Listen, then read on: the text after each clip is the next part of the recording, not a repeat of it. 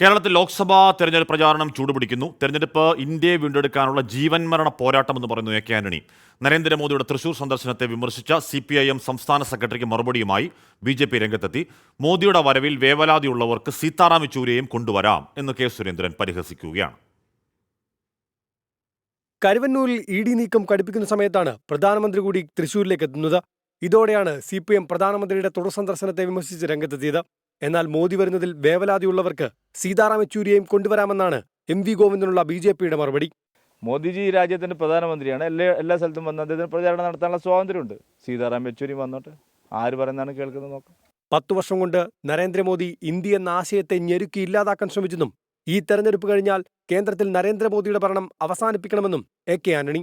കഴിഞ്ഞ 10 വർഷമായി ആസൂത്രിതമായി ആശയത്തെ ഞെരുക്കി ഇല്ലാതാക്കാൻ ശ്രമിച്ചുകൊണ്ടിരിക്കുകയാണ്.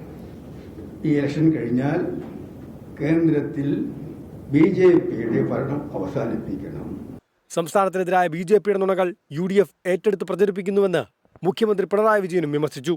സംസ്ഥാനത്തിനെതിരായി BJP പ്രചരിപ്പിക്കുന്ന കാര്യങ്ങൾ, ആ നുണകൾ ഏറ്റെടുത്ത് അത് UDF പ്രചരിപ്പിക്കുന്നതിലൂടെ BJPയാണ് പ്രധാനമായും സഹായിക്കുന്നത്. 24 തിരുവനന്തപുരം.